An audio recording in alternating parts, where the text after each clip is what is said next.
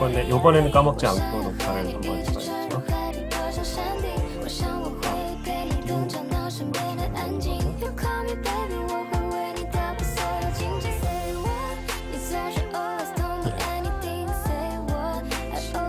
그러니까 줌은 이제 PPT 전체 화면이 쉐어가 되는데 웹엑스는 PPT 전체 화면이 쉐어가 화면을 카카오톡 좀 끄고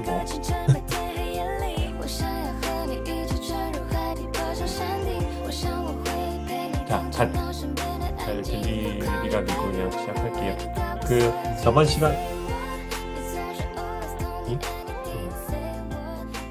이제 2시간 동안 초전도체란 무엇인가? 왜 2차원에서 재밌을까? 2차원 초전도체에서는 어떤 펀더멘탈한 근본적인 차이가 있을까에 대해서 조금 이론적인 접근, 역사적인 진행을 따라가다 보니까 이론적인 접근을 많이 했습니다.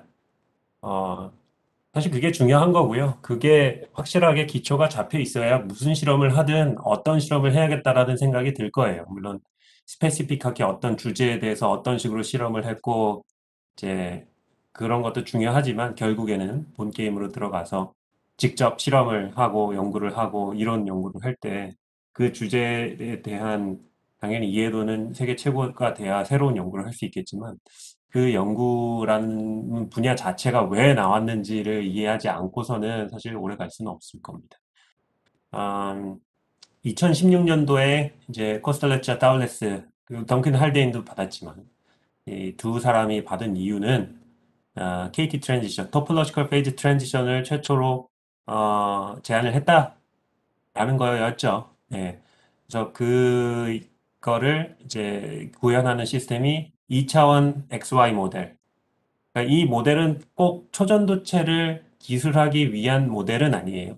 초전도체뿐만 기술하는 모델은 아니고 2차원 시스템에서 각 사이트의 디그리 오브 프리덤이 2파이의 컨티뉴어스 베리어블을 가질 수 있는 시스템이면 다 됩니다. 이게 초전도체에서는 슈퍼컨덕팅 페이즈가 이 화살표로 나타내졌던 거고요. 페로마그넷이었다면 전자의 스핀, 이 화살표로 나타내졌겠죠.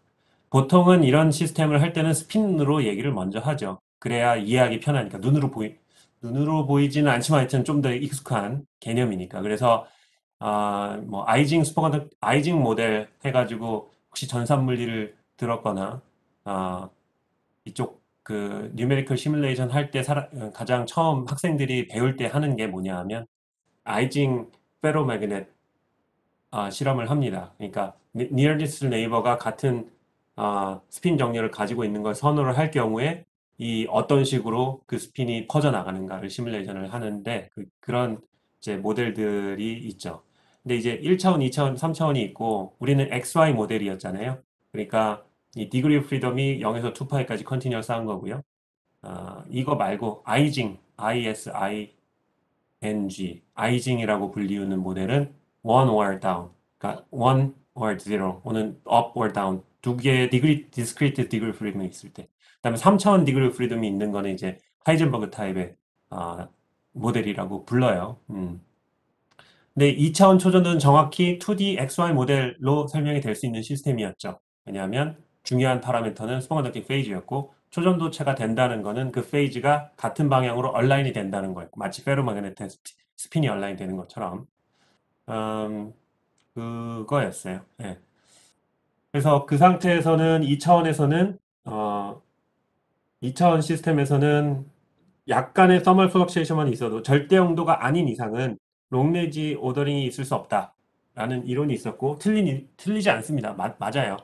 근데 이제 마지널 했다는 거죠. 2차원에서는 그 오더링 코릴레이션이 이제 알지브리컬리 줄어드는 거고요. 이렇게 승수 마이너스 에타가 이제 온도인데 거리가 R이고요. R에 이제 마이너스 에타 승으로 줄어드는 거였고 1차원은 뭐 보나마나 이 롱레인지 오더링이 없을 것 같은 익스포넨셜하게 줄어드는 거예요. 이렇게 마지널하게 줄어드니까 엄밀하게는 페이즈 트렌지 오더링 스테이트가 있을 수는 없지만 이제 KT 두 사람이 제안한 거는 토폴로지컬 오더가 생길 수가 있다라는 거예요. 여기서 이제 완전히 뭐랄까, 패러다임이 바뀌는 겁니다. 페이지에 대한 패러다임이 바뀌어요. 그 전까지는 오더되인 페이지와 오더돼 있지 않는 페이지. 그러니까 물이냐, 얼음이냐, 액체냐, 기체냐, 고체냐라는 거는 오더링, 아, 의 그 개념으로 설명을 했죠. 그게 이제 페이지였고, 그게 이제 바뀌는 순간 페이지 트랜지션이 일어난다. 라는 게 이제 페이지의 개념이었는데, 그 레브 란다우의 아이디어였고요. 근데 이 뒤서부터는, 토폴로지컬 페이지도 있을 수 있다. 예. 그러니까 토폴로지컬, 아까 저번 시간에 볼텍스 봤겠지만, 그게 오더돼 있지 않잖아요. 이렇게 다 뺑뺑 돌잖아요. 예. 그러니까 그런 의미에서는 사실 이건 오더 스테이트가 아닙니다. 많은 어떻게 생각해 보면은 삥삥 도는 걸로 오더돼 있잖아라고 얘기할 수도 있잖아요. 예. 말장난 같긴 하지만 어쨌든 그런 페이지의 어떤 새로운 데피니션이 생긴 거예요. 토폴로지컬 페이지라는 데피니션이 그때 생긴 거고요. 그게 이어져서 지금의 위상 부도체, 위상 초전도체 이런 얘기가 나오는 겁니다. 그래서 마지막에 저번 시간 마지막에 한 학생이 질문을 했어요. 이 페이지랑 이 토폴로지컬 페이지랑 최근에 사람들이 말하는 위상 부도체나 위상 초전도체에서 말하는 그 토폴로지컬 페이지랑 어떻게 연결되는 거냐라고 했을 때 이제 제가 베리 페이지 얘기를 했었죠. 베리 페이지가 꼬여 있다라는 얘기를 했었고요. 그 베리 페이지가 뭔지는 양자역학 시간에서 다 배웁니다. 그러니까 가서 한번 보시고요. 궁금한 학생들이 있으면, 더 궁금한 학생이 있으면 다음 학기에 저랑 김지훈 교수님이 하는 수업을 한번 들어보시면 될 건데, 솔직히 저도 잘은 몰라요. 아무래도 그 이론하시는 분들만큼이나 자세하게 말해줄 수는 없습니다만은 실험하는 입장에서 이해한 정도까지 얘기하는 게 그 수업의 목적이 될 것 같아요. 자, 그 세 번째 렉처에서는, 그래서 실험하는 사람들이 뭘 했는지, 어떻게 그 고군분투를 했는지, 2차원 조정 대체를 만들기 위해서 어떻게 고군분투를 했는지 한번 쭉 살펴보려고 합니다. 그래서 제가 리뷰할 그 실험들은 이 논문에 또 리뷰가 돼 있어요. 그러니까 제가 이거는 렉처 노트를 제가 업데이트한 걸 올려놓지는 않았지만 그 PLMS에 링크를 하나 붙여놨으니까요. 혹시 좀 더 디테일하게 알고 싶은 분들은 이거 리뷰 논문입니다. 리뷰 논문을 보시면은 그 역사의 흐름을 잘 볼 수가 있어요. 그 중에서 조금 이해하기 쉬운 것만 추려가지고 한번 나열을 해본 겁니다. 그래서 지금까지 이제부터는 조금 따로따로 노는 주제들을 조금씩 얘기를 할 거고요. 처음에 말했지만 좀 이제 수박을 좀 겉만 좀 핥아 보려고 합니다. 음, 그러니까 틴 필름을 만들었죠, 사람들이. 그러니까 이베포레이션이라는 테크닉이 있습니다. 그러니까 물질을 뜨겁게 만들어서 끓여버리면 기체로 증발을 하는데 그 증발하는 그 아톰들 또는 청크들을 सब스트레이트에다가 차곡차곡 쌓아서 얇은 물질을 만들 수가 있죠. 예, 그거 설명할 때 제가 끓는 물의 수증기가 이렇게 날아가는데 그 위에 유리를 이렇게 갖다 놓으면은 물방울이 이렇게 맺힌다라는 그 비유를 들었어요. 근데 그 물방울은 서피스 텐션 때문에 자기네들끼리 모여 있으려고 하니까 물방울을 형성하지 필름을 형성하지는 않잖아요.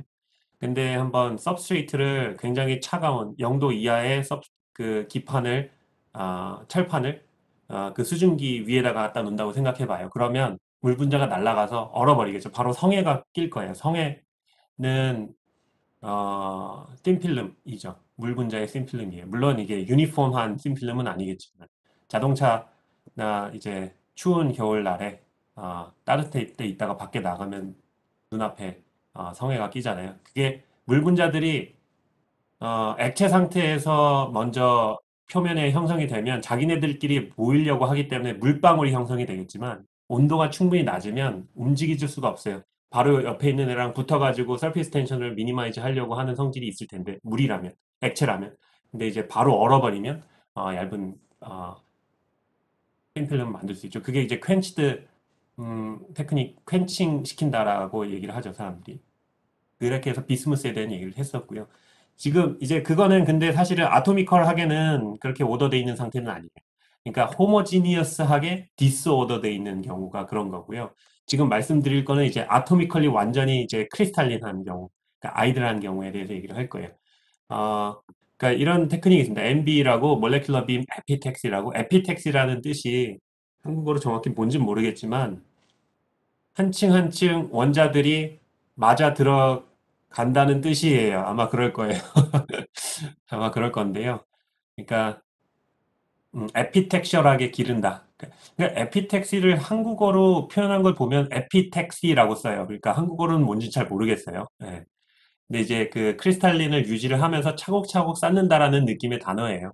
그래서 실리콘 111. 실리콘은 이제 가장 어베일러블한 싱글 크리스탈린한 물질이에요. 왜냐면은 실리콘 이용해서 반도체 기술이 많이 개발이 됐기 때문에 실리콘을 깨끗하게 만들고 싱글 크리스탈린하게 만드는 기술은 많이 발전을 했고요. 상대적으로 싼 가격에 싱글 크리스탈린 실리콘을 얻을 수 있습니다. 그러니까 실리콘 기판을 많이 씁니다. 그 실리콘 기판이 일단은 싱글 크리스탈린 해야 그 위에 아톰이 차곡차곡 쌓였을 때 싱글 크리스탈린하게 올라가겠죠. 그렇게 하기 위해서 아주 천천히 레드 물질을 올립니다. 예, 그 일렉트론 건을 이용해서 이건 아니고 예, 그 이베퍼레이션이랑 비슷한데요. 이베퍼레이션 레이트가 훨씬 작은 거라고 생각하시면 돼요.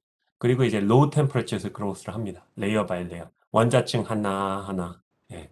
그런 다음에 이거를 공기 중에 꺼내면 레드가 납이 산화가 되면 이제 망가져 버릴 거기 때문에 진공을 깨지 않고 그 진공 챔버 안에서 리드라고 일렉트론 이게 그 저기 브래그 리프렉션 배웠죠? 고체 시간에 아마 배웠을 거예요. 크리스탈린한 물질에 글레이징 앵글을 가지고 레이저 같은 걸 쏘면 코헤런트 레이저를 쏘면 이 경로차 때문에 이제 패턴이 보이죠. 이렇게 이게 실제 이제 사진인데요. 그러니까 레시프로컬 레티스가 그대로 이제 비주얼라이즈가 되는 상황이 되는 거죠. 예. 그래서 요 리드 패턴이 이렇게 점점점점점점 예쁘게 나오면 이 크리스탈이 굉장히 크리스탈린한 거고요. 이게 아몰퍼스 하면 얘네들이 선으로 보입니다. 선.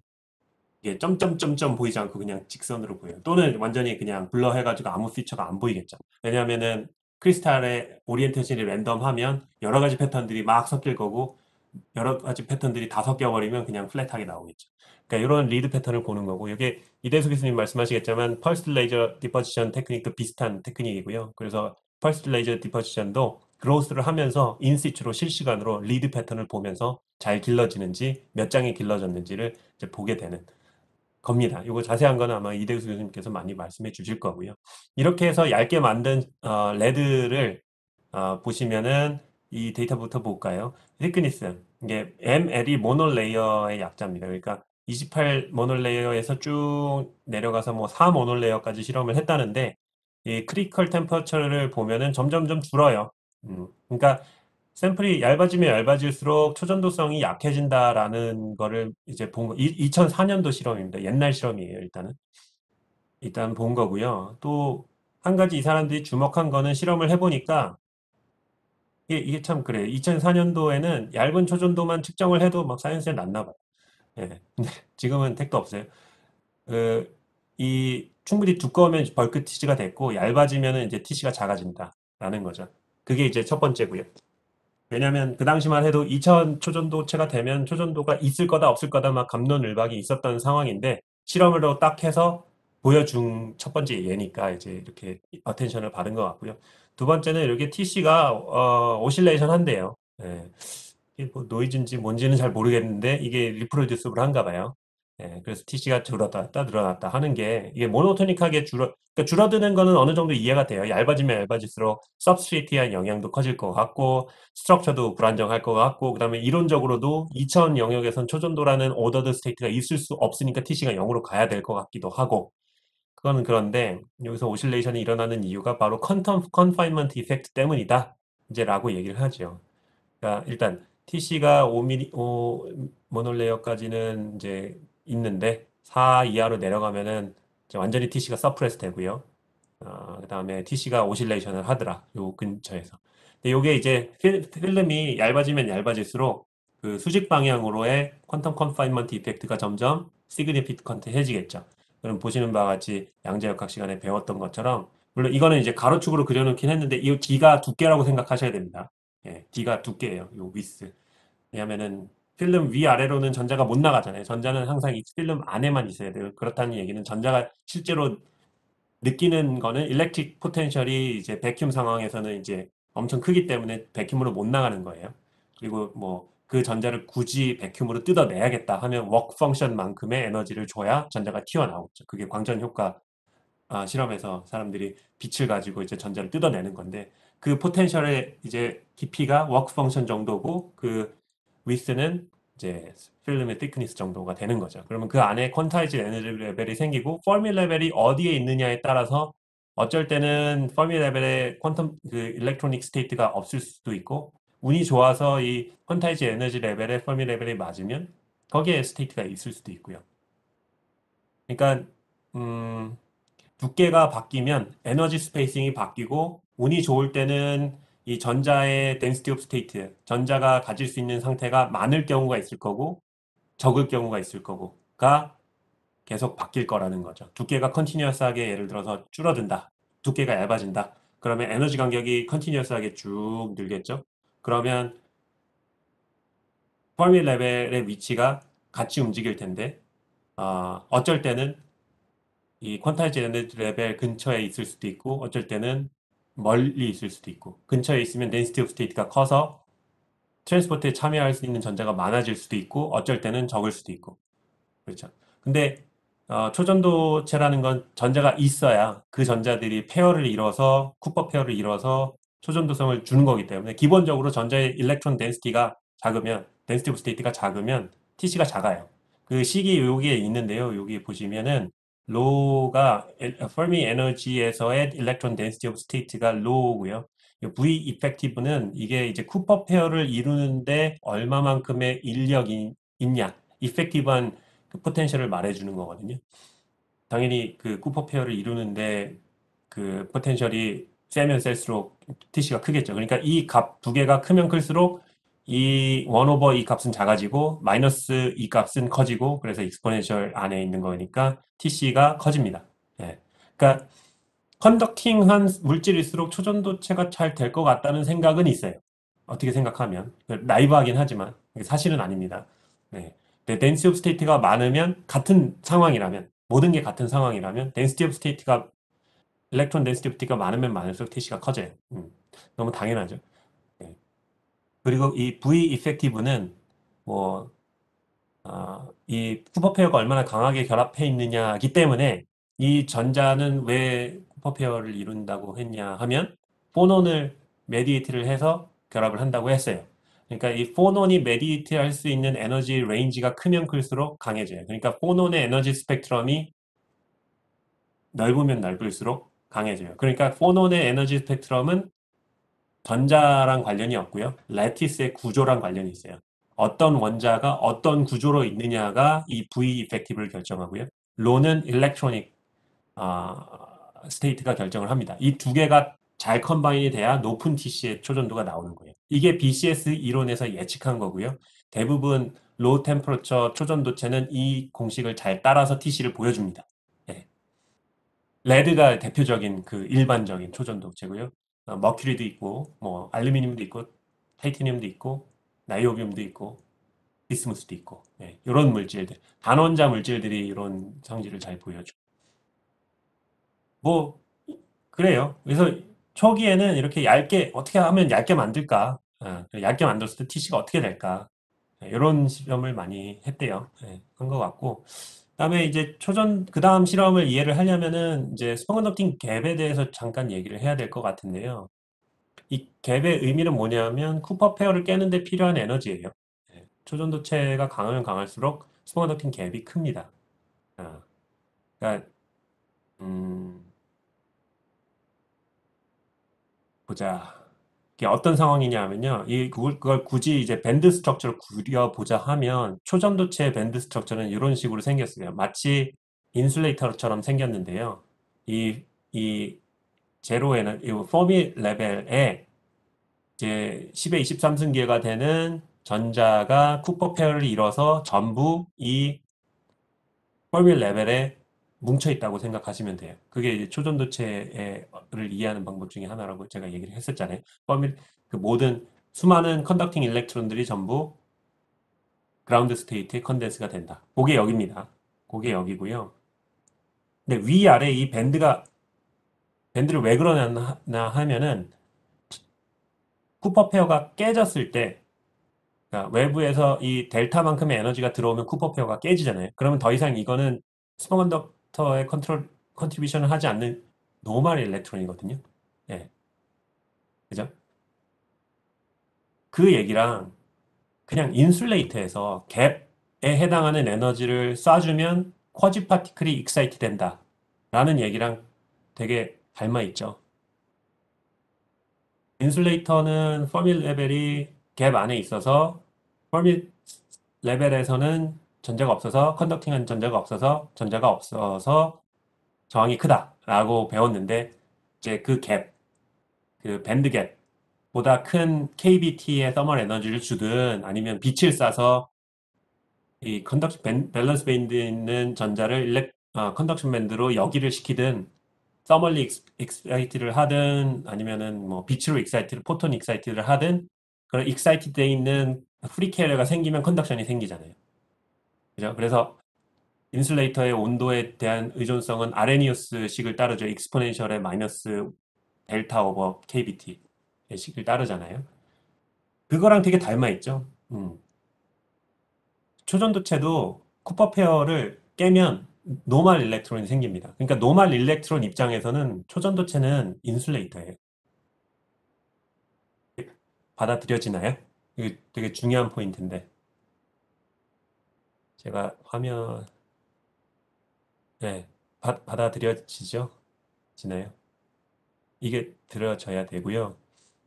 네, 다시 말해서 초전도체에서 여러분들은 이제 노멀 일렉트론입니다. 네. 그래서 막 잘 놀고 있었는데 TC 이상에서 막 친구들끼리 잘 놀고 있었는데 TC 이하가 되니까 애들이 다 이게 좀 커플이 됐어요. 그래서 지들끼리 커플끼리 놀아요. 그러니까 쿠퍼 페어 전자 두 개가 만나서 쿠퍼 페어는 쿠퍼 페어들끼리 아주 안정적인 상태에 전부 컨덴스가 됐습니다. 그런 상황에서는 이제 솔로가 없죠. 노멀 일렉트론이 없어요. 근데 외부에서 충격이 와서 그 커플 중에 일부가 깨집니다. 그러면은 이제 솔로들이 생기겠죠. 두 배씩. 그러면 그 솔로들은 이제 할 일이 없으니까 막 돌아다녀요. 예. 그러니까 쿼지 파티클 입장, 그러니까 노멀 일렉트론 입장에서는 초전도체는 인슐레이터예요. 왜냐하면 노멀 일렉트론이 없잖아요. 유일하게 노멀 일렉트론을 만들 수 있는 건 쿠퍼페어를 깨는 방법이고요. 에너지를 줄 수밖에 없어요. 스몰 컨덕팅 갭만큼 줘야 돼요. 그게 정확히 노멀 일렉트론한테는 인슐레이터나 초전도체나 똑같다는 얘기예요. 네. 그게 포인트고요. 단지 차이는 초전도체는 노멀 일렉트론 입장에서는 인슐레이터지만 쿠퍼 페어 입장에서는 제로 에너지에 무한히 많은 스테이트가 있는 겁니다. 그거 줄 하나가 이제 가 있는 거예요. 예. 그래서 이걸 세미컨덕터처럼 이렇게 그려요.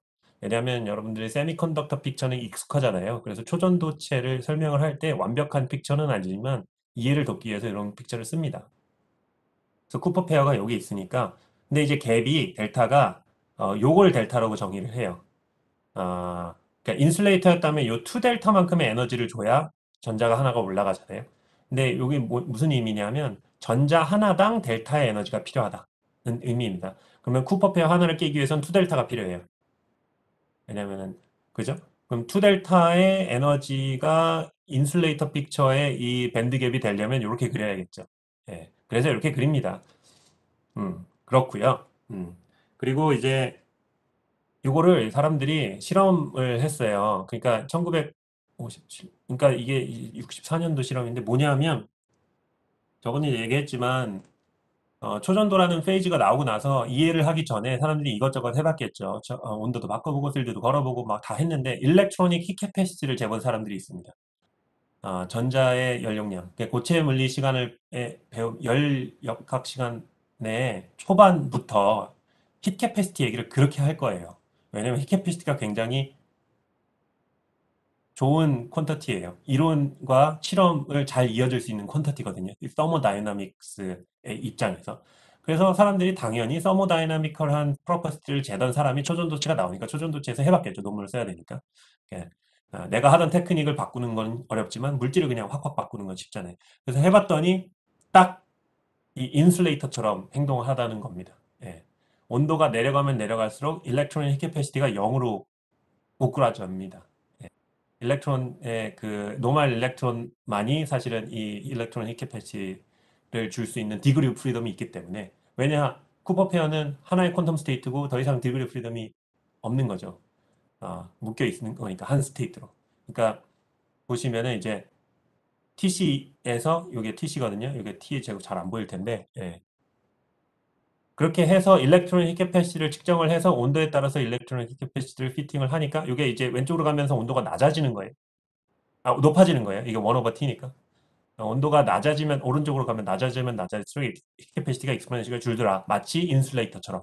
그래서 구한 갭이 이거다. 3.4 kBTC 정도가 슈퍼컨덕팅 갭인 것 같다. 마치 노멀 일렉트론이 느끼는 갭. 그게 이제 BCS가 예측한 1.763이랑 굉장히 잘 맞았던 거예요. 그래서 이런 후속 실험들이 BCS 이론이 잘 맞았다는 걸 증명을 해줬기 때문에 이 BCS가 유명해진 거지. 이론만으로는 조금 불안전합니다. 자, 제 포인트는 어쨌든 갭이 있다. 마치 인슐레이터처럼.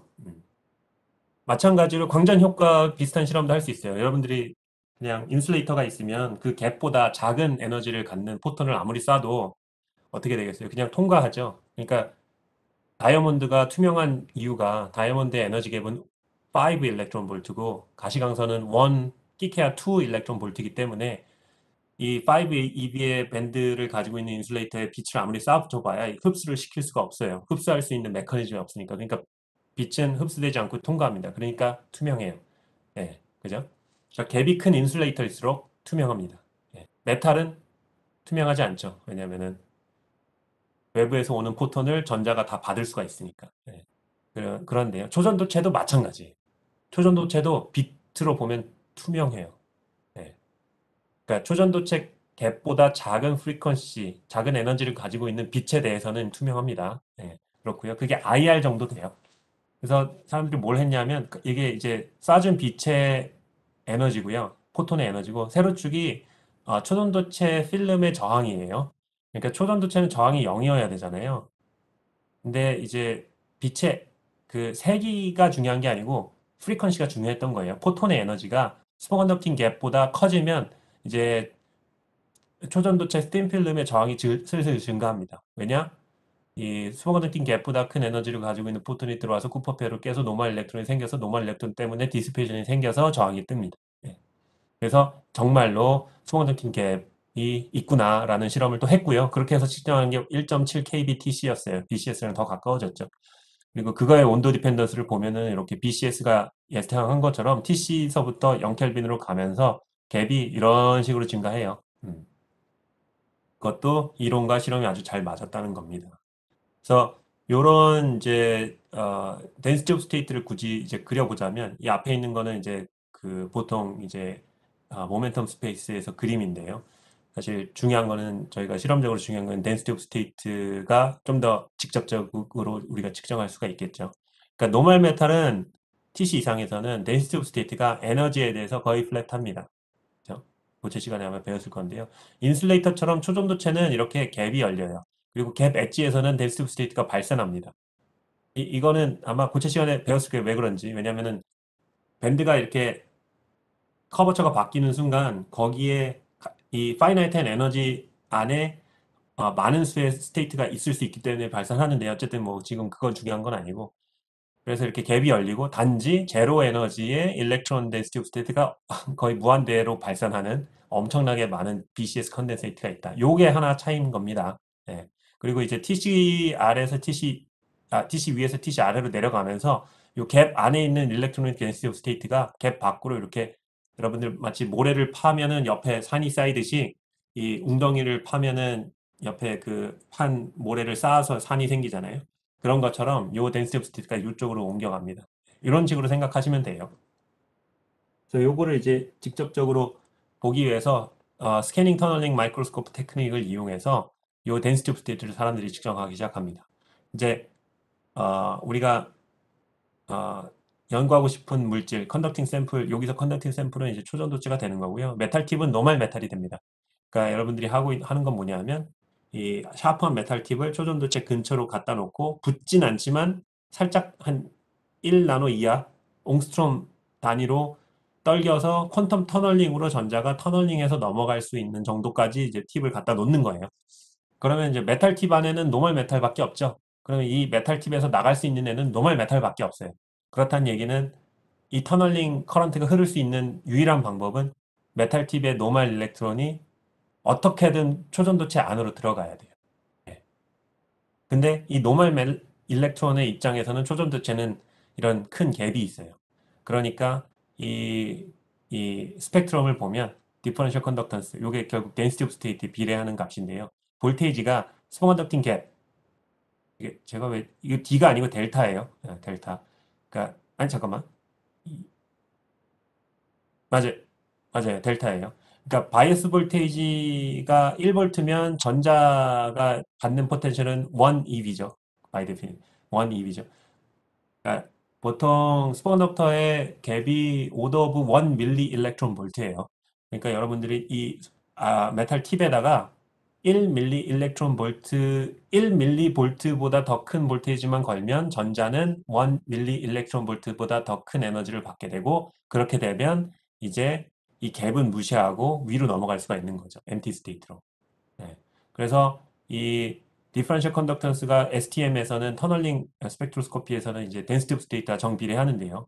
왜냐하면 팁은 노멀 메탈이니까 덴시티 오브 스테이트가 플랫하고 오른쪽 언노운 시스템은 이제 이런 모듈레이션이 있는데 이 볼테이지 바이어스에 대해서 디퍼런셜 컨덕턴스가 이 오른쪽에 있는 언노운 물질의 덴시티 오브 스테이트를 그대로 표현을 해준다. 그렇기 때문에 이걸 STM을 가지고 이제 물질의 덴시티 오브 스테이트를 알 수가 있는데요. 초전도의 덴시티 오브 스테이트가 이렇게 보입니다.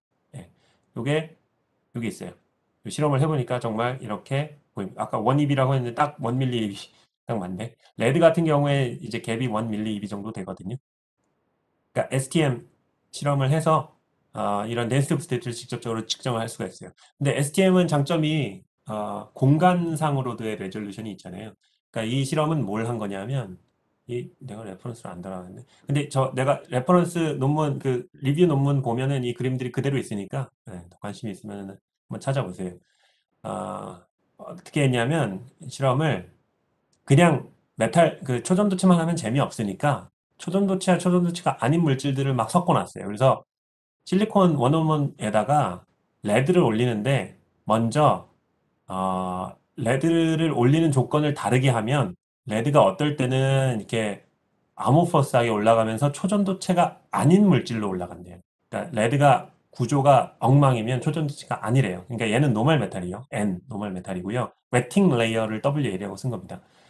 그리고 다음에 레드를 올리면 이제 아마 좀 더 고온에서 올리겠죠. 그러면 이제 레드들이 서로 이제 크리스탈린 해가지고 크리스탈린 아일랜드를 형성합니다. 그러면 이렇게 초전도체인 레드 아일랜드가 생겨요. 싱글 크리스탈린 하겠죠. 그러면 위에서 보면 이렇게 보여요. 그러니까 노멀 메탈 매트릭스, 노멀 메탈 기판 위에 초전도 아일랜드들이 이렇게 생겨요. 물질은 같은 레드인데 이제 웨팅 레이어는 아모포스하고 이 아일랜드는 싱글 크리스탈린해서 초전도가 되고 그래서 이제 초전도체와 초전도체가 아닌 물질이 접합해 있을 때 어떤 식으로 초전도성이 초전도체가 아닌 물질로 스며들어 가는가 이걸 근접 효과라고 하거든요. 근접해 있는 물질에 자기 성질을 주는 성질. 그러니까 친구들 잘못 만나서 물든다 하잖아요. 그런 것처럼 초전도 친구를 옆에 근처에 두면 자기도 초전도성이 발현이 돼요. 그럼 이게 슈퍼컨덕팅 프록시미티 이펙트라고 합니다. 근접이 영어로 프록시미티잖아요. 프록시미티. 그러니까 슈퍼컨덕팅 프록시미티 이펙트를 STM 가지고 직접 측정을 한 거예요. 그래서 팁을 보시면은 S 초전도체 위에다 갖다 놓으면 이렇게 갭이 잘 보이고요. 웨팅 레이어에다 갖다 놓으면 덴시티 오브 스테이트가 거의 플랫해요. 근데 이제 살짝 딥이 있죠. 이거는 주변에 초전도체가 있어서 그래요. 그리고 요런데 P 보자. 보면은 P 같은 경우에는 이제 초전도체랑 조금 가까이 있죠. 근데 아주 가깝진 않아요. 그러니까 P가 녹색이에요. 딥이 있는데 아주 깊진 않습니다. 그렇고요. J. J 같은 경우에는 초전도체랑도 가깝고 심지어 다른 이 초전도체랑도 가깝고 저 초전도체랑도 가까워요. 그래서 딥이 거의 0까지 내려갑니다. 무슨 말인지 알겠어요?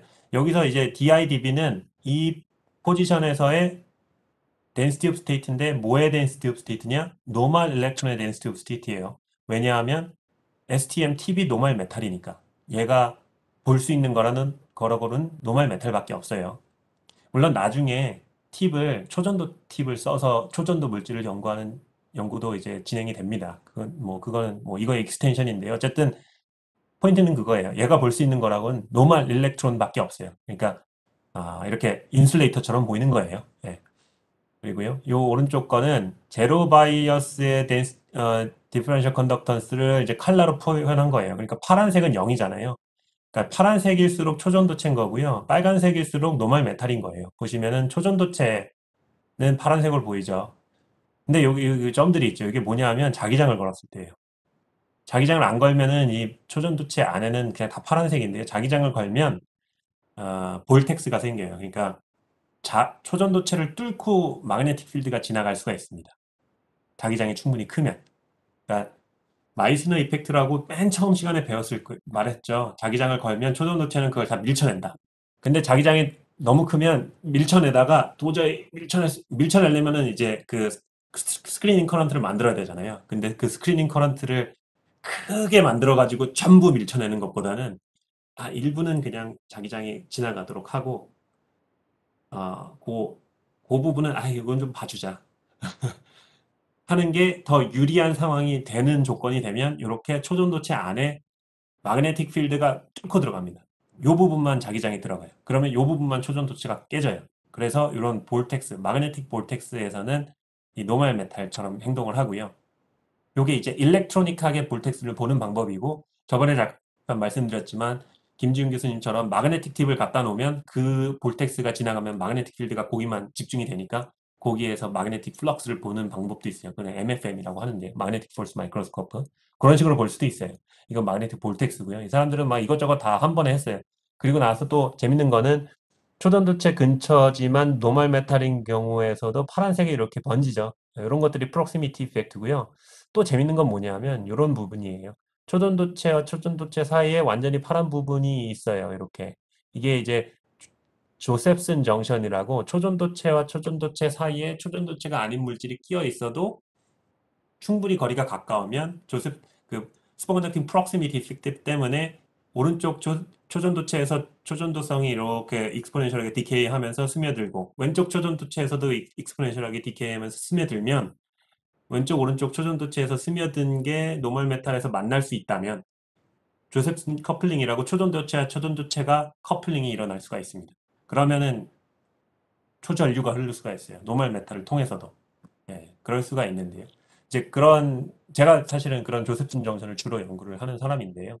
이건 STM으로 그런 조셉슨 정션의 비헤이비어를 직접 본 겁니다. 그래서, 예, 그렇고요. 요거는 뭐 2차원 초전도체의 특성을 본다기보다 STM을 가지고 초전도 연구를 어떻게 할 수 있는지를 보여주는 예 중에 하는 거겠죠. 자, 그래서 아까는 요 실리콘 위에 레드를 뭐 28 레이어, 뭐 수십 레이어 이렇게 쌓았는데, 이제는 한 장만 쌓습니다, 사람들이. 시간이 지나서 한 6년이 지났네요.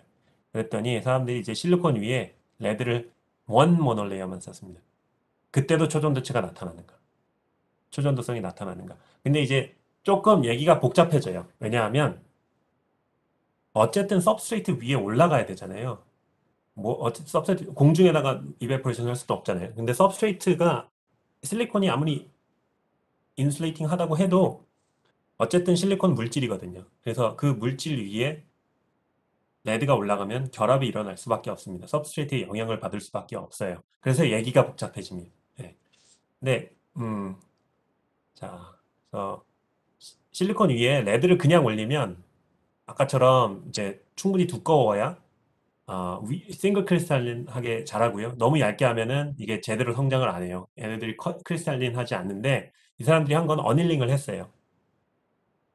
어닐링. 그러니까 가열을 했어요. 가열을 하면 무슨 일이 일어나냐면, 아까 그 물질이 सब스트레이트에 딱 달라붙었을 때 얼려버리면 이제 더 이상 못 움직인다고 했잖아요. 그러니까 랜덤하게 막 붙죠. 예, 붙는 건 랜덤하니까. 그 상태에서 어닐링 온도를 살짝 올려주면 얘네들이 이제 모바일하게 생깁니다. 모바일하게 되면 얘네들이 뭘 하겠어요? 자기네들이 가장 안정적이 될 수 있는 구조로 정렬을 하겠죠. 하지만 너무 어닐링을 세게 하면 이게 또 망가져 버리겠죠. 그러니까 어닐링 조건을 적당히 잘 해서 모노레이어의 싱글 크리스탈린한 레드를 만들 수 있는 조건을 찾았습니다. 네, 열심히 해가지고 어떻게 했는지 진짜 모르겠습니다만은. 그래서 근데 이제 마그넘 월민 띄어냄에 의해서는 2차원 초전도는 있을 수 없으니까 TC가 0이 나올 걸 기대를 하기도 했는데 일견. 근데 실험을 해보니까 초전도성이 나왔어요. 그래서 뭐지? 이제 사람들이 이제 머리를 극적극적 하기 시작하는 거죠. 일단 구조가 여러 가지가 가능해요. 이게 뭐 자세하게 얘기는 하진 않겠지만 이 실리콘이 이렇게 위에서 보면은 첫 번째 레이어와 두 번째 레이어를 겹쳐 보면은 이게 마치 그래핀처럼 육각형 모양이에요. 물론 이게 이제 그래핀 구조는 한 층에서 육각형이지만 이거는 두 층을 겹쳐 보이면 육각형이거든요. 그래서 위에서 본 모양으로 보면은 STM으로 구조를 보니까 이렇게 보이고 이렇게 보이고 이렇게 보였어요. 그러니까 이렇게 보이는 거는 이런 구조에 해당한다는 거를 이제 이론적으로 사람들이 계산을 했죠. 음. 참고로 여기 요 구조는 이 사람들이 처음에 실험할 때는 한 층에 인디움도 초전도체입니다. 인디움인 줄 알았는데 나중에 강명호 교수님, 저희 학교의 강명호 교수님, 물리과에 강명호 교수님이 계산해 보니까 이 패턴은 바이레이어에서 나온 거다. 뭐 이런 연구도 하셨더라고요. 찾아보니까. 어쨌든 벌크 TC가 7.2켈빈인데 한 2켈빈 정도가 나와요. 네. 그러고요.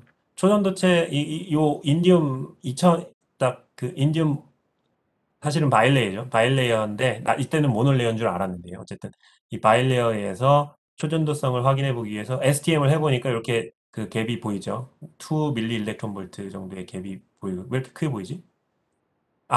이거는 초전도 STM 팁을 쓴 겁니다. 예. 그래서 궁금하신 분들은 논문을 한번 찾아보시고요. 초전도 STM 팁을 쓰면 초전도 팁, 팁도 덴시티 오브 스테이트가 이렇게 뾰족하고요. 물질도 뾰족하잖아요. 근데 저희가 결국 보는 그 터널링 스펙트럼은 그 두 개의 곱이거든요. 곱. 그러니까 뾰족한 거 곱하기 뾰족한 거 하니까 스펙트럼이 더 뾰족해져요. 그래서 더 피처를 잘 볼 수 있거든요. 그래서 사람들이 스포커넥팅 STM 팁을 쓰는데 어쨌든 그렇게 해서 이제 갭이 있다는 걸 보였고요. 트랜스포트도 했어요. TC가 2.8켈빈 정도 나온다. 깔끔하게 나오죠. 근데 이제 잘 보시면은 샤프하게 안 떨어지죠. 이렇게 떨어지죠. 요게 저희가 지난 시간에 지지난 시간인가? 배웠던 KT 트랜지션입니다. 지난 시간에 배웠던 KT 트랜지션. 샤프하게 떨어지지 않고 이렇게 떨어지고 여길 피팅을 하면 KT 트랜지션에 잘 맞을 거예요. 아마도. 예. 갭이 초전도 온도에 따라서 이렇게 잘 바뀌어야 되는데 BCS 이론에 따라서 잘 맞는다는 것도 확인했고 뭐 이거는 그렇게 중요하지는 않고요. 그렇습니다. 그래서 정말 초전도성이 있고 TC가 보이더라. 왜일까? 사실은 마그넘 월민 티어렘은 굉장히 아이들한 이론이에요. 그러니까 정말 백큐 안에 2차원인 전자가 쫙 있는 상태에서 이 전자들은 초전도 오더링을 할 수 없다라는 이론이에요. 근데 지금 실험 상황은 뭐냐면 실리콘 सब스트레이트에 아톰들이 붙어 있는 상황이에요. 예. 물론 सब스트레이트는 인슐레이터지만 그 위에 메탈들이 모노레이어로 쫙 붙어 있지만 얘는 진공상의 सब스트레이트의 영향을 받지 않는 그런 시스템이 아니고요. सब스트레이트의 강한 영향을 받고 있어요. 그러니까 이게 외부에서 2차원 오더링을 방지할 수 있는 어떤 상황이 다시 이론에서 2차원 오더링이 있을 수 없다라는 얘기는 아주 깨끗한 아이솔레이트 돼 있는 딱 2차원 시스템만 있을 때의 얘기고요. 실험적으로는 그렇게 만들 수가 없습니다. 그래서 마그넘 월미 티어렘을 피해갈 수 있어요. 네. 좀, 좀 기미 세긴 하죠. 네, 어마어마한 피직스가 있을 줄 알았는데 그냥 2차원에서도 초전도가 있더라. 그거 그냥 2차원인데 실험 상황에서는 아이솔레이트 되어 있는 시스템을 만들 수가 없고 언제나 이게 커플링 되어 있기 때문에 마그넘 멀빈 티어렘에서 가정하고 있는 그런 아이들한 시스템이 아니라서 통용이 안 돼. 이렇게 사람들이 이해하고 있습니다. 그 대표적인 예가 그래핀이에요. 그래핀은 2차원 물질이잖아요. 2차원 물질이고 크리스탈린 물질이잖아요. 그러니까 구조적으로 오더링이 굉장히 강한 물질이죠. 그러니까 2차원 그래핀은 존재할 수 없어야 돼요. 워민 마그넘 티오렘에 의해서는. 이 오더링이 꼭 초전도 오더링일 필요도 없고 스핀 오더링일 필요도 없고 스트럭처럴 오더링도 다 오더링이에요.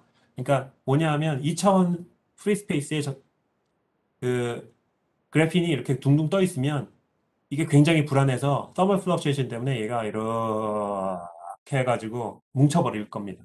뭉쳐질 거예요. 그게 안정할 서멀 플럭츄에이션 때문에 얘네들이 이렇게 그래핀이 위아래로 이렇게 플렁플렁 하겠죠. 그러다가 이제 이렇게 자기네들끼리 이렇게 왁 그 알루미늄 포일 콱 구기듯이 그 상태가 안정할 테니까 자기네들끼리 이렇게 모여 있는 게 안정하겠죠. 마치 물방울들이 모이려고 하는 것처럼 이것들도 서로 모이려고 할 거예요. 그러니까 2차원인 그래핀이 진공상에 그냥 딱 떠 있다. 그러면 이 그래핀은 존재하기 힘들 겁니다만은 저희가 실리콘 옥사이드 위에 그래핀을 방리를 하기 때문에 기판에 붙어 있잖아요. 그러니까 기판이 그래핀의 구조를 유지하고 있는 겁니다. 그래서 그래핀이 존재할 수 있다는 거예요. 그러니까 처음에 그래핀 아이디어가 나왔을 때 그 전에 이미 이론적으로 이건 불가능하다는 사람들이 생각을 가지고 있었는데 그냥 안드레아 가임이 그냥 해보지 뭐 스카치 테이프 해봤더니 나오는데 계속 노벨상을 받았습니다. 네. 자, 그리고 또 재밌는 초전도체 중에 하나가 바로 하이티시 초전도체죠. 하이티시 초전도체는 2차원 초전도를 연구하기에 또 좋은 시스템이에요. 제가 이유를 알려드릴게요. 자, 처음 하이티시 초전도, 그러니까 아까 말씀드렸던 BCS 이론을 잘 따르는 로우 템퍼러처 초전도체는 그 식이 있잖아요. 요 TC가 이렇게 나타내줘야 된다. 요 앞에 이 익스포넨셜이라고 하지만 이 앞에 이그젝트 팩터가 있습니다. 이론적으로는 이그젝트한 값이 있어요. 그러니까 우리가 물질의 구조를 아니까 포넌 스펙트럼 알고 그래서 이거를 계산할 수가 있고요. 그다음에 이 시그마에 대해서도 일렉트로닉 밴드 스트럭처를 계산하면 이게 나와요. 그러면은 물질의 TC를 예상할 수가 있습니다. 그러니까 우리가 아는 물질들을 다 TC를 계산해 보니 다 TC가 20켈빈, 30켈빈을 넘어갈 수가 없어요. 근데 무슨 연유에서 이런 물질을 합성했는지는 난 잘 모르겠는데요. 이런 란타늄, 스트론튬, 칼슘 옥사이드, 뭐 이트르비움, 바륨, 칼슘, 카파 옥사이드, 칼슘이 아니고 비스무스, 스트론튬, 칼슘, 카파 옥사이드 이런 물질, 이런 세라믹이거든요. 다 옥사이드잖아요. 세라믹. 그러니까 세라믹. 그러니까 세라믹이 뭐지? 세라믹의 데피니션이 뭐예요? 도자기 굽듯이 흙 같은 거 이렇게 해가지고 구우면은 세라믹 된다고 하는데 잘 모르겠는데 제가 머티리얼 사이언스 잘 몰라서 혹시 세라믹 정보 데피니션 어떻게 되는지 아는 학생이 있으면 알려주고요. 네, 이런 그 옥사이드 계열 세라믹이라고 하나? 하여튼 이런 세라믹 물질에서 초전도체가 나오는 게 일단은 굉장히 놀라웠죠. 1986년도에 이제 뮬러가 발견을 해서 1년 뒤에 노벨상을 받습니다. 이건 굉장히 이례적인 상황이에요. 그렇고요. 구조를 보니까 페롭스카이트라는 구조예요. 이게 페롭스카이트가 뭐냐면 이게 물질 이름인데요. 정확히는 칼슘 타이타늄 옥사이드일 거예요. CaTiO3라는 물질인데 이게 이런 구조예요. 그러니까 칼슘이랑 타이타늄이 각 요거에 해당하고요. 빨간색들이 산소예요. 그래서 위에서 보면 딱 정사각형 모양입니다. 구조가 정사각형 예쁜 모양이에요. 이렇게 바둑판 모양이고요. 그 바둑판에 각각 타이타늄이 따다다닥 붙어 있고요. 그 다음에 이제 2분의 1씩 옮겨서 칼슘이 따다다닥 붙어 있어요. 그리고 그 사이사이를 아, 이제 산소가 이어주는 그런 구조입니다. 이게 이제 이런 구조를 가진 물질들이 많아서요. 이 페rovskite의 구조를 가지고 있는 물질을 그냥 페rovskite라고 해요. 네. 뭐 그렇고요. 이런 여러 가지 물질들이 있습니다. 아마 여기 뭐 세라믹 연구하시는 분들이 이런 구조가 재밌다. 뭐 여기 안에서 뭐 이게 디오비탈이 뭐 그 저기 크리스탈 필드 때문에 디오비탈이 뭐 이지랑 뭐지 이지랑 투티 이지로 막 스플리팅이 되고 막 런 이론이 있어요. 그 고체의 어떤 한 분야인데요. d 오비탈을 가지고 있는 이런 전위 금속들로 이루어진 물질들은 또 재밌는 현상들이 일어나고 마그네티즘도 일어나고 막 그 이상한 일들이 일어납니다. 그래서 이제 페로 마그네틱한 물질도 일어나고 페로 일렉트릭한 물질도 일어나고 그래서 그게 동시에 일어나니까 페로 일렉트릭과 페로 마그넷이 동시에 존재하니까 멀티페로익이라는 어떤 분야가 있습니다. 그런 분야에서 많이 연구하는 어떤 구조인데요. 근데 이게 초전도체로 보였다는 거예요. 그걸 기대하고 한 건 아닌 것 같아요. 네, 이제 YBCO나 비스코라고 불리는 BSCCO라는 게 이런 위에서 보면 사각형인데 옆에서 보면 층 구조예요. 층. 그래서 비스무스 스트론튬 옥사이드가 한 층이 있고요. 카파 옥사이드, 요게 카파 옥사이드입니다. 카파 옥사이드가 있는 층이 있고요. 그게 계속 반복해요. 근데 비스무스 옥사이드가 나중에 알고 봤더니 요 층은 인슐레이터 층이었고 칼슘 카파 옥사이드 층이 초전도성을 보이는 층이었었던 거예요. 그러니까 인슐레이터와 초전도가 번갈아 가면서 적층되어 있는 재밌는 물질인데요. 근데 그렇다는 얘기는 적층돼 있으니까 그라파이트처럼 적층돼 있으니까 스카치 테이프로 뜯으면 얇은 2차원 물질이 2차원 초전도가 만들어질 수도 있고 심지어 2차원 하이티시 초전도가 만들어지겠죠. 그러면 2차원 그 초전도가 재밌는 이유 중에 하나가 이제 막 컨트롤러빌리티가 좋다라는 거니까 그걸 이용해서 하이티시의 메커니즘을 알아내자 하는 이제 무브먼트가 있습니다. 그런 분야가 있어요. 근데 요 하이티시 일단 결론부터 말씀드리면 하이티시가 왜 일어나는지는 아직 모릅니다. 그러니까 BCS 이론으로는 설명이 안 될 정도로 큰 TC가 나오고요. 압력을 강하게 걸어주면 TC가 올라가더라 해서 압력을 무지막지하게 가해줬더니 이제 상온 초전도체까지 나왔어요. 상온 초전도체 있습니다. 단지 이제 상압이 아니라서 문제고요. 아직은 실용성은 없죠. 근데 압력을 가해줬을 때 이 TC가 바뀌더라라는 거는 구조 스트레인을 가해주면은 이 아토믹 레티스가 바뀌잖아요. 그러니까 이렇게 포논 스펙트럼이 바뀌면 TC가 바뀌더라. 그러니까 포논이 분명히 역할을 할 거다라는 걸 알 수 있어요. 근데 그 포논만 가지고는 이론적으로는 저런 TC가 나올 수가 없으니까 사람들이 다른 메커니즘을 막 찾아요. 스핀이 메디에이트 된다, 뭐 스피논이 메디에이트 된다, 뭐 이런저런 얘기가 있는데요. 근데 이제 이 하이티시 초전도를 하는 사람들이 주로 하는 실험이 뭐냐 하면 캐리어 덴시티를 쭉 바꿔봅니다. 그러니까 여기 보시면은 X라는 게 있어요. 이 물질의 그러니까 조성이 픽스가 돼 있지 않습니다. 산소가 많이 들어갈 수도 있고 적게 들어갈 수도 있어요.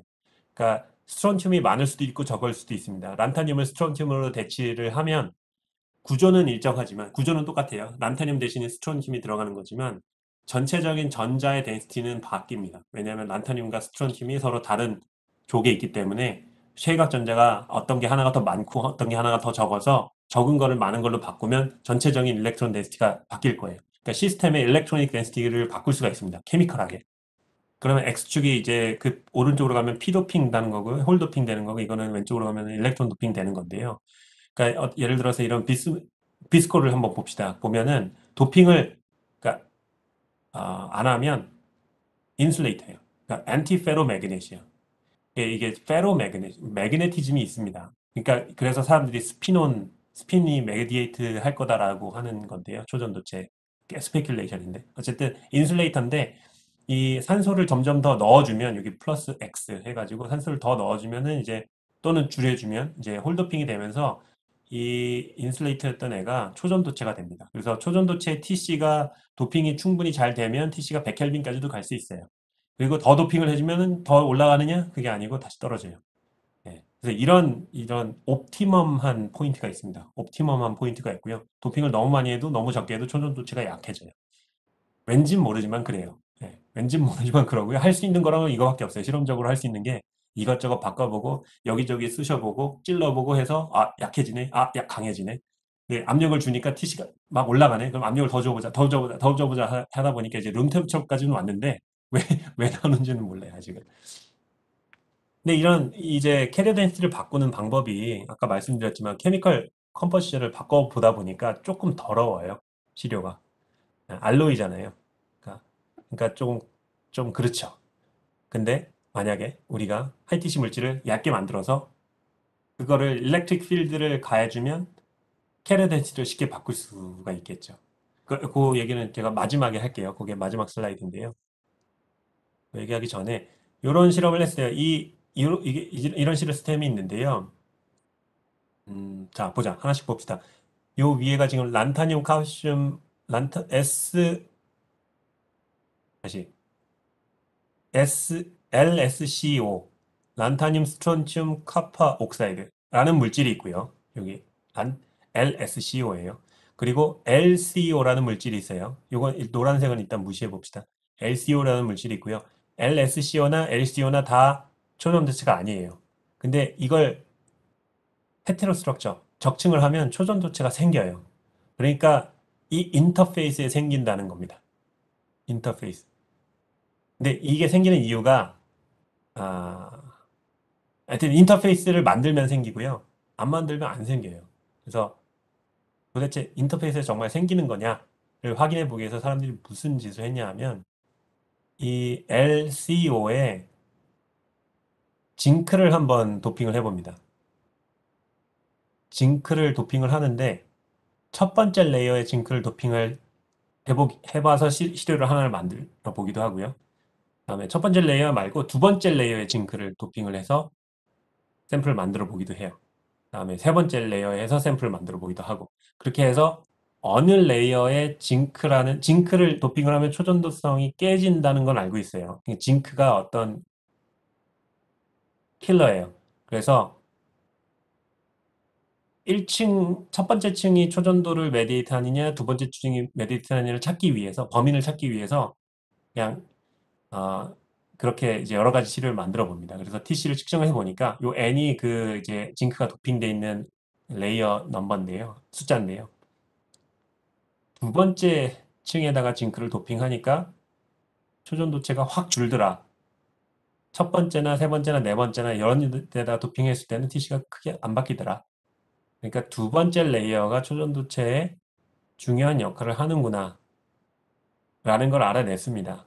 그러니까 제가 말하고 싶은 거는 이렇게까지도 해요, 사람들이. 그 메커니즘을 알기 위해서 그냥 할 수 있는 게 그렇게 많지가 않아요. STM이 있지만 이렇게 범인을 찾아가는 방법. 예. 요게 이제 실험하는 사람들의 어떤 사고방식이에요. 예. 그렇고요. 그래서 그래서 이 결론이 뭐냐. 그래서 왜 그럴까? 이제 왜 그러냐 하면 이 물질이 서로 다르잖아요. LSCO랑 LCO라는 물질이 다르잖아요. 그러니까 워크 펑션이 달라요. 그러니까 이 전자를 얼마나 끌어당기려고 하느냐가 다르기 때문에 이 물질이 붙으면 약한 끌어당기는 게 약한 물질에서 강한 물질로 전자가 옮겨가는 게 돼요. 그래야 전체적으로 해피하니까. 네. 그래서 이 각각은 추천도체가 아니지만 이렇게 붙여놓으면은 한 레이어에서 이쪽 LCO로 전자가 넘어가서 이쪽이 전자가 도핑이 되면서 여기가 초전도체가 나타나는 겁니다. 그렇게 해석을 합니다. 무슨 말인지 알겠어요? 네. 이런 시스템들이 좀 있어요. 그러니까 예를 들어서 LaOSTO라는 물질이 LaO, 란타늄 알루미늄 옥사이드와 LCO, 란타늄 뭐지? STO, 스트론튬 타이타늄 옥사이드. 이 각각 LaO랑 STO는 각각 인슐레이터인데 인슐레이터를 접합하면 그 계면에 2D 일렉트론이 생깁니다. 그래서 컨덕팅해져요. 그게 이제 계면에서 생기기 때문에 2차원이죠. 음. 근데 그게 생기는 이유는 아까도 말씀드렸지만 서로 다른 물질을 붙이다 보니 전자가 어느 한쪽에서 다른 한쪽으로 끌어당겨지고요. 그렇게 해서 쌓인 전자가 컨덕팅해지는 겁니다. 무슨 말인지 알겠어요? 네. 그래서 인슐레이터와 인슐레이터를 붙이면 컨덕팅해질 수가 있어요. 네. 심지어 그 LaOSTO는 2차원 전자 가스를 주지만 온도를 충분히 낮추면 초전도체도 돼요. 초전도체도 되고요. 심지어는 마그네티즘도 보입니다. 그래서 이상한 초전도체예요. 그래서 연구 대상이고요. 그런 식으로 2차원 초전도체를 만드는 방법도 있습니다.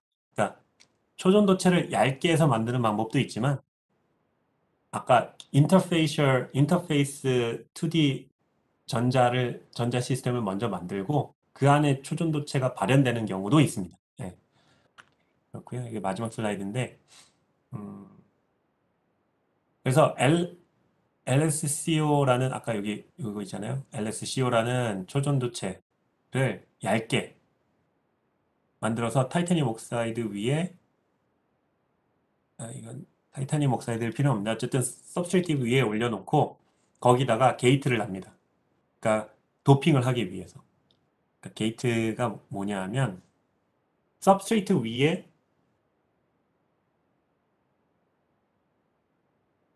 지금 여기 그려지진 않지만 얇은 초전도 필름이 있다고 봅시다. 그리고 소스와 드레인을 달았어요. 그리고 그 위에 이제 이상한 물질이 DM 잘 모르는데 이게 이제 젤이에요. 젤인데 이런 폴리머인가 이게? 하여튼 이런 유기용매가 있어요. 근데 그 유기용매를 이루는 두 가지 이온이 있어요. 이거를 이제 오르게닉 아이언이라고 하는데 오르게닉 물질이지만 아이온이에요. 그래서 이 두 가지가 마치 이게 염이죠. 솔트. 파지티브 아이언과 네거티브 아이언. 이게 솔트, 그러니까 소금. NaCl이 Na 플러스와 Cl 마이너스의 아이언이 물에 녹아 있는 경우를 우리가 소금이라고 하잖아요. 그게 영어로 썰트고 이런 아이언들의 솔루션을 그냥 아이언들을 솔트라고 하는데요. 그게 이제 요런 뭐냐 올게닉 다리들이 붙어 있는 애들이 있어요. 요런 아이언 젤 이게 젤이에요, 젤. 그 형태로 보면 젤이거든요. 아니면은 이제 어쨌든 수용액 상태든 솔루션 수는 물이니까 물이 아니고 어떤 애니솔이라든지 어떤 솔벤트에다가 이런 솔트를 녹여가지고 샘플 위에 이렇게 붓습니다. 그리고 그 위에 게이트 일렉트로드를 하나를 달아서 이 사이에 전압을 겁니다. 이게 마치 그 화학 시간에 배우는지 모르겠지만 뭐냐 레모네이드에다가 카파랑 징크 넣고 뭐 이렇게 하면은 전기 들어오는 거 아마 중학교 때 그런 과학 동화에서 봤을 거예요.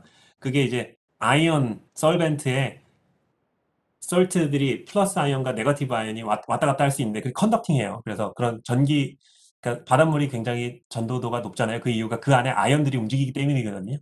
그 아이언들이 움직일 수가 있어요. 전압이 걸리면 아이언들이 움직일 수 있습니다. 그래서 게이트와 이 소스 드레인이 달려있는 이 초전도체 물질 사이에 전압을 걸면 아이언들이 정렬을 합니다. 파지티브 볼테이지 걸면 여기는 네거티브 아이언들이 정렬하고 여기는 파지티브 아이언들이 정렬해요.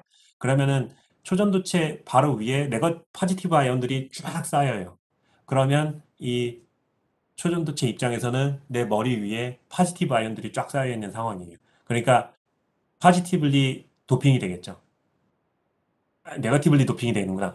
파지티브 아이언들이 쌓여 있으니까 네거티브 차지를 가지고 있는 전자들이 그쪽으로 쫙 쏠려요. 그래서 이 드레인 쪽에서 전자들이 쫙 와서 초전도체로 전자들이 끌어당겨집니다. 네. 그러니까 포인트는 뭐냐면 도핑을 바꿀 수 있다는 거예요. 전자의 덴시티를 바꿀 수 있어요. 게이트를 통해서. 근데 이 게이트를 통해서 물질의 도핑을 바꾸면은 물질의 구조나 컴포지션이나 이런 걸 바꾸지 않고 인시추로 볼테이지만 휙휙 바꾸면 도핑을 했다 안 했다 했다 안 했다 할 수 있으니까 아까 봤던 이 페이지 다이어그램을 한 번에 그릴 수가 있어요. 자, 그건 좋은데 이거를 3차원 초전도체에다 대고 한다고 한번 상상을 해보세요. 그러면은 표면은 도핑이 되겠죠. 근데 그 안에 있는 물질은 밖에 뭐가 아이언이 있는지 없는지 몰라요. 왜냐면 다 스크리닝이 되니까. 그러니까 전자기학 시간에 배웠겠지만 3차원 도체는 일렉트릭 필드를 밖에서 걸어주면 그 도체 안에 있는 전자들이 그 일렉트릭 필드를 스크리닝 하려고 표면으로 쫙 모입니다. 그래서 표면은 전자들이 모여있지만 벌크 안에는 일렉트릭 필드 전혀 못 느껴요. 그러니까 이런 일렉트릭 필드를 통해서 도핑을 하려면 물질이 2차원이거나 1차원이거나 어쨌든 2차원 이하여야 됩니다. 네, 3차원 초전도체는 표면만 도핑이 돼요. 근데 결국 실험적으로 TC를 측정을 해보면 표면의 TC가 바뀌어도 벌크의 TC가 어떤 한 값을 가지고 있으면 그걸로 도미네이트 되기 때문에 TC의 변화를 사실은 표면만 바꿔서는 알 수가 없고요. 전체를 바꿔야 돼요. 그렇기 때문에 이제 케미컬이 완전히 도핑을 해서 물질을 다른 걸 만들어 버려는 수밖에 없었는데 3차원 물질은 2차원 물질은 이렇게 일렉트릭 필드를 밖에서 거해주면 표면만 도핑이 되는데 재밌는 건 2차원은 표면이 그냥 그 시스템 전체예요. 그러니까 이제 컨트롤러빌리티가 좋다는 거고요. 그래서 일렉트릭 필드를 가지고 이렇게 도핑을 막 바꿀 수가 있어요. 그래서 보시면은 이게 이제 온도에 따른 저항인데요. 게이트를 안 걸면 인슐레이팅한 물질이 도핑을 X를 적절히 바꾸면 아까 보시면은 요런 데다 갖다 놓으면 도핑을 요런 데다 갖다 놓으면 도핑을 더 해야 초전도가 되는 상황인데 이 도핑을 제대로 안 해서 인슐레이트하는 상황이라고 봅시다. 페로매그네틱 인슐레이터예요. 안티페로매그네틱 인슐레이터입니다. 그래서 온도를 낮추면은 저항이 올라가는데 일렉트리컬하게 도핑을 어떻게 잘 해주면 홀도비인 거예요. 사실은 네거티브 볼테이지를 걸었으니까 홀이 당겨져서 홀도비 되는 건데 도핑을 충분히 하면 일단은 저항이 떨어지고요. 그다음에 점점 초전도체로 가죠. 그러니까 인슐레이터에서 초전도체로 바뀌었죠. 그게 인슐레이터, 슈퍼컨덕터 인슐레이터 트랜지션이고요. 튜닝 파라미터는 게이트예요. 정확하게는 엄밀하게는 캐리어 덴시티고요. 캐리어 덴시티를 체인징을 하면서 페이지로 바꿨죠. 그러니까 퀀텀 페이지 트랜지션입니다. 뭘 한 거냐면 도핑 레벨이 여기 있어서 인슐레이터였는데 도핑을 쭉 컨티뉴어스하게 바꾸니까 인슐레이터인 성향이 쭉 줄어들고 초전도 성향이 쭉 늘어난 거예요. 여기를 컨티뉴어스하게 실험을 한 겁니다. 네. 그래서 요 포인트가 한 점에서 만나게 그렸잖아요. 굳이 스키매틱하게 한 점에서 만나게 그렸어요. 이게 이제 퀀텀 페이즈 트랜지션의 이제 퀀텀 크리티칼리티라는 건데요. 저는 잘 몰라요. 예, 잘 모르는데 퀀텀 페이즈 트랜지션은 이런 특이점이 생깁니다. 그걸 퀀텀 크리티칼리티라고 크리티컬의 이제 명사형인데 이런 퀀텀 크리티컬리티에 대한 어마어마한 이론들을 사람들이 많이 하고요. 그 이유가 중에 하나가 초전도체가 왜 일어나는지가 정확히 이 퀀텀 페이즈 트랜지션으로 인슐레이터에서 초전도체로 페이즈 트랜지션이 일어나는 거잖아요. 그러니까 퀀텀 페이즈 트랜지션에 의해서 초전도체가 일어났는데 이 퀀텀 페이지 트랜지션은 어떤 네이처를 가지고 있으며 그 퀀텀 크리티칼리티에서는 어떤 현상이 일어나면서 스케일링은 어떻게 되고 이런저런 이제 이론들이 있고 그게 실험적으로 정말 맞는지를 사람들이 이제 확인을 막 하는데 일부는 맞고 일부는 틀리고 그래서 아직까지는 이제 완벽한 이론은 없습니다만은 요게 이제 오른쪽에 있는 거는 뭐 사실 잘 몰라도 되는데요. 이런 이제 퀀텀 크리티칼리티를 어떤 식으로 연구하는지에 대해서 대략 나타내 준 건데요. 요게 이런 커브잖아요. 요거를 스케일링을 합니다. 뭐냐 하면 음, 뭐지? 이게 요게 x가 네, 잘 기억이 뭐였지? 요 칼라가 도핑이에요. 도핑이고요. 빨간색은 빨간색 도핑이. 그러니까 예를 들어서 죄송합니다. 요 왼쪽은 칼라가 도핑인데 오른쪽 칼라가 온도네요. 예. 그래서 20 켈빈에서 빨간색만 한번 봅시다. 빨간색만 보면 20 켈빈이죠. 여기에요. 20 켈빈에서의 저항을 플러스를 한 건데 도핑 레벨에 대해서 저항을 플러스를 한 거예요. 오케이? 그러니까 이 X라는 건 요 X예요. 요 X. 그러니까 요 게이트 볼테이지를 통해서 인듀스된 캐리어 덴시티를 환산을 해서 그게 요 X에 어디에 해당하는가를 해서 요 X를 한 거예요. 0.05에서 0.1의 도핑을 바꾼 겁니다. 앞에서 보면 여기 0.05에서 0.1 여기를 바꾼 거예요. 공교롭게 여기 숫자가 비슷하네. 예. 그래서 요 데이터를 이렇게 바꿉니다. 그러니까 20켈빈에서 라인 컷을 쫙 해가지고 20켈빈에서 도핑이 없을 때는 저항이 크고 도핑이 점점 커지면 저항이 작아지잖아요. 이게 정확히 도핑이 커지면 커질수록 점점 저항이 작아지는 걸 이렇게 플러스한 거예요. 그걸 다른 온도에서 또 컷을 해서 붙이고 컷을 해서 붙이고 하면 재밌게도 요 0.06이라는 포인트에서 전부 하나로 머징을 해요. 이게 무슨 말이냐면 요 도핑 레벨이 0.06이면 온도에 따라서 저항이 안 바뀐다는 얘기예요. 그게 이거죠. 요, 요거. 요 정도 되겠네요. 요 주황색. 요 하나, 둘, 셋, 네 번째 줄이 온도에 따라서 거의 안 바뀌죠. 그러니까 인슐레이터는 저항이 올라가고 초전도체는 저항이 내려가니까 그 중간은 저항이 안 바뀌겠죠. 그거예요. 그래서 여기 포인트에서 머징을 하는 거고요.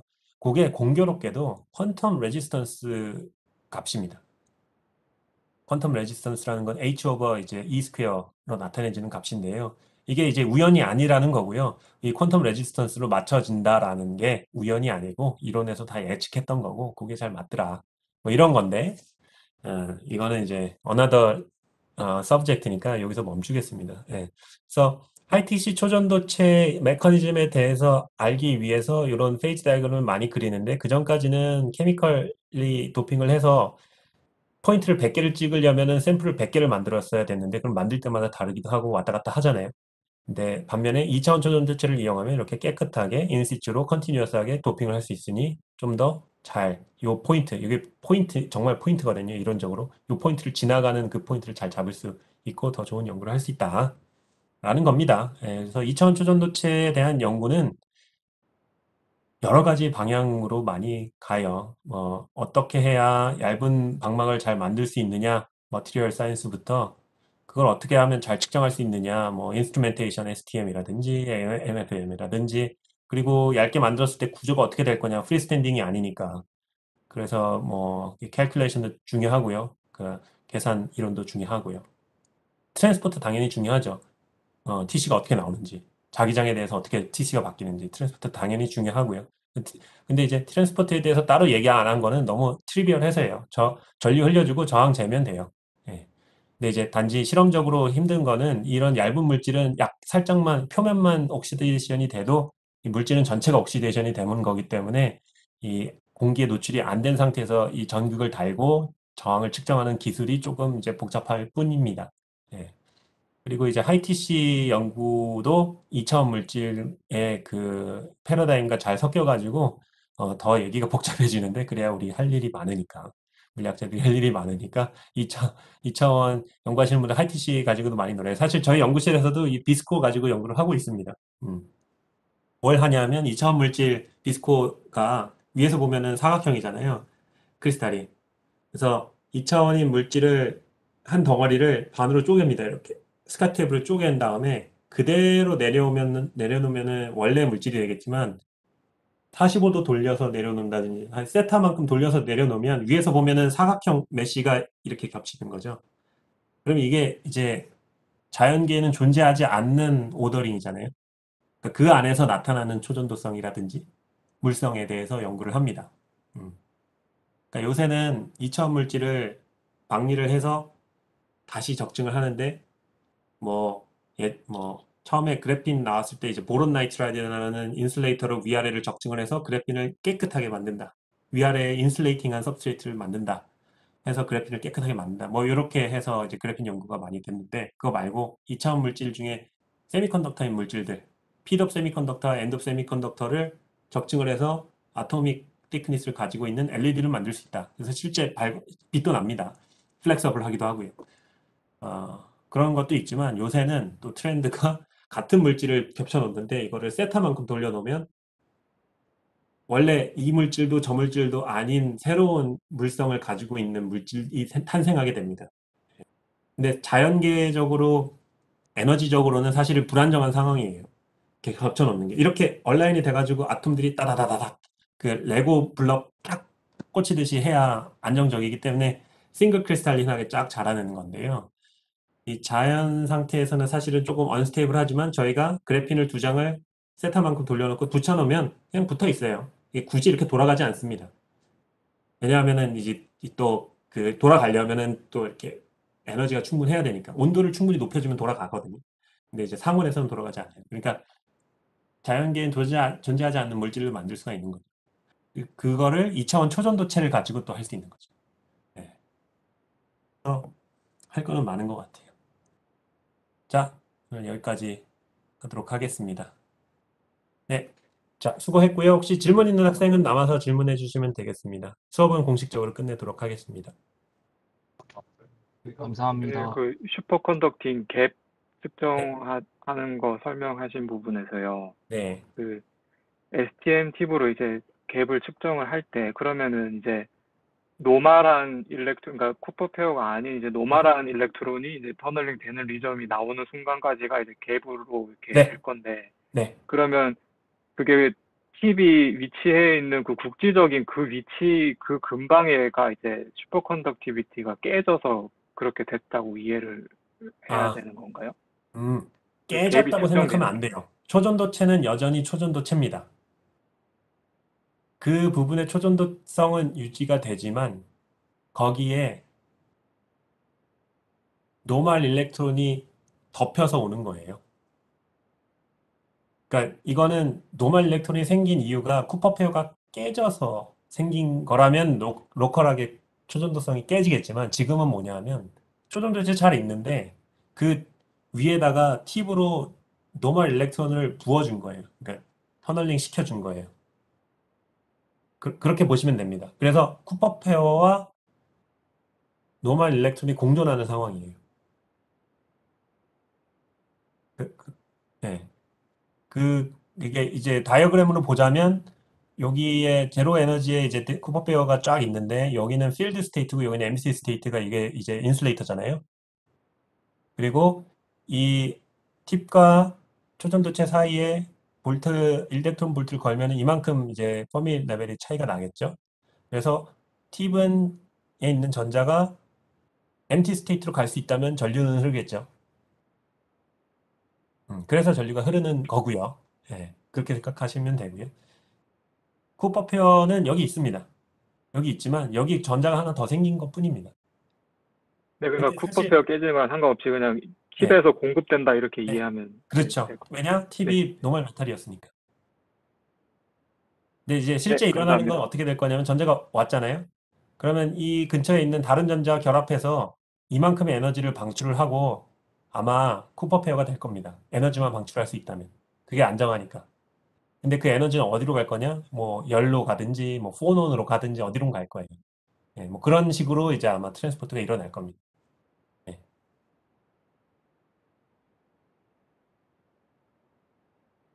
교수님, 네, 아까 그 이거 전 페이지에서 네, 자기장을 3개 걸면은 그 로컬하게 이거의 그 전 페이지에서 그 자기장을 3개 걸면 로컬하게 슈퍼컨덕티비티가 깨질 수 있다는 말인 건가요? 네.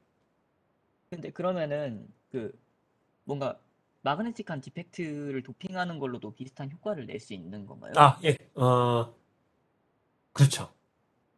왜냐하면 마그네틱 디펙트 자체가 로컬한 마그넷이니까요. 로컬한 마그네틱 필드 소스니까 마그네틱 디펙트를 뿌려놓고 연구를 하는 사람들도 있습니다. 근데 디펙트 정도는 그렇게 강하지 않아서 초전도체를 깰 정도가 될 수도 있고 안 될 수도 있는데요. 근데 지금 굉장히 재밌는 시스템을 말씀을 하셨는데 이것만 가지고 실험하시는 분들이 있어요. 초전도체 위에다가 아이언, 철, 철 원자를 천천히 뿌립니다. 그러면 철 원자들이 1차원 모양으로 1차원 나노선이 돼요. 그러면은 페로매그네틱 1D 나노 와이어가 생기거든요. 초전도체 위에. 그러면 그 페로매그네신 자석과 아래 있는 초전도체가 엉켜가지고 이상한 현상이 이상한 상태가 만들어집니다.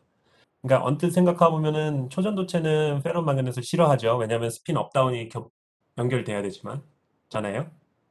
그러니까 초전도체는 사실은 페로매그넷이 오면은 깨지는 방향으로 가야 되는데 실제는 대부분은 그렇지만 잘 들여다보면 무슨 일이 일어나냐면 이 스피노비 커플링이라는 게 있어요. 그러니까 전자의 스핀과 전자의 운동 방향이 서로 엉켜 있다. 이것도 양자역학 시간에 배웠어요. 아토믹 그 밴드 계산할 때 파인 스트럭처 뭐 이런 거 할 때 스피노비 커플링 그러니까 원자 중심을 전자가 이렇게 빙글빙글 도는데 전자 입장에서는 원자가 전자 중심을 빙글빙글 도잖아요. relativistic 이펙트거든요. 그래서 원자 주변을 빙글빙글 도는 아이언 파지티브 원자 핵 때문에 전류가 빙글빙글 도니까 자기장에 걸리잖아요. 이펙티브하게. 그래서 전자는 자기장을 느끼거든요. 그래서 스핀이 그쪽 방향으로 쓰거든요. 그게 스피노비 커플링인데요. 그런 스피노비 커플링이 모든 원자가 다 있습니다. 왜냐하면 다 원자가 있으니까. 그래서 초전도체 스피노비 커플링이 있는 상황에서 위에 페로매그넷이 얹혀지면은 초전도체 안에 있는 스핀이 조금 틸트가 되고 위에 있는 마그넷의 영향을 받아서 그래서 초전도성을 유지를 하지만 스핀 오더링이 생길 수가 있어요. 음. 그래서 이상한 상태가 이거 그 욕이 좀 섞인 상태인데요. 유시바 루시노프 스테이트라고 네, 한국 그 사람 이름이에요. 네, 강렬하죠 이름이. 그래서 그런 스테이트만 연구하시는 분도 있고요. 또 최근에는 토폴로지컬 초전도성이 나타나서 마요라나 스테이트가 그 끝에서 만들어진다라는 연구도 합니다. 그게 이제 그 알리 야즈다니 그룹에서 에스팀 하시는 분들이 했던 연구기도 하죠. 그러니까 네. 그래서 이상한 현상이 일어나요. 그냥 생각했을 때는 이제 페로매그넷과 초전도체를 엮으면 그냥 죽겠거니 생각을 했는데 요새 와서 보니까 이게 위상 초전도체랑도 연결이 돼서요. 제가 김준성 교수님이랑 공동 연구하는 것 중에 하나가 페로매그네틱 물질을 저희가 받아다가 초전도체 위에 적층을 시키고요. 그 계면에서 나타나는 이상한 초전도 현상에 대해서 연구를 하고 있어요. 그렇습니다. 네. 네, 그 약간 이해가 안 되는 게 네. 보통 일반적인 그 토포로지컬 인슐레이터의 경우에는 음. TRS가 보존이 되어야 하는데 이 마그네틱한 물질을 그 도핑하면은 TRS가 깨질 것 같은데 뭔가 이상 음. 초전도가 나타난다는 게 약간 이해가 안 돼가지고 이 음. G2 인베리언트가 아닌 건가요, 여기선? 음. 다른 음. 걸. 음. 음. 토폴로지컬 초전도체에서의 타임 리버설 시메트리가 깨지느냐의 질문인 것 같은데요. 네. 잘 모르겠습니다. 아, 네. 네, 잘 모르겠어요. 그 토폴로지컬 서피스 스테이트에 마그네틱 물질을 올리면 그 서피스 스테이트는 깨지거든요. 노멀 인슐레이터가 돼요. 타임 리버설 시메트리를 깨기 때문에 토폴로지컬 페이지를 없앨 수 있어요. 근데 토폴로지컬 인슐레이터 위에 초전도체를 올리면 거기는 토폴로지컬 스펀던팅 갭이 열려요. 그래서 토폴로지컬 스펀딩 갭이 열린 데랑 토폴로지컬리 트리비얼한 갭이 열린 데 계면에 제가 말씀드린 이 마이어나 제로 바운드 스테이트 같은 게 마이어나 스테이트 같은 게 생기거든요. 어. 그런데 제가 잘 모르겠습니다. 사실은 사실 실제 실험을 해보면 그 중간 어딘가거든요. 이게 엄격하게 스핀이 정렬된 상황이면 초전도체는 깨질 수밖에 사실은 없어요. 뭐 순간적으로 살아있을 수 있는데요. 그게 FFLO 스테이트에 뭐 이런저런 상태가 있을 수 있는, 엄밀하게 깨질 수 있는데 실제 실험을 해보면 얘도 엄밀하지 않고 쟤도 엄밀하지 않아서 이렇게 엄밀하지 않은 게 막 섞여가지고 막 이상한 게 나오는 건데요. 네, 이론적으로는 잘 모르겠습니다. 죄송합니다. 감사합니다. 네,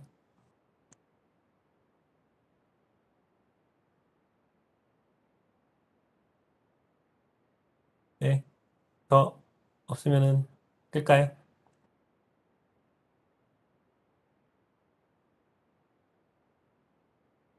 네, 자, 다음 시간에 봅시다.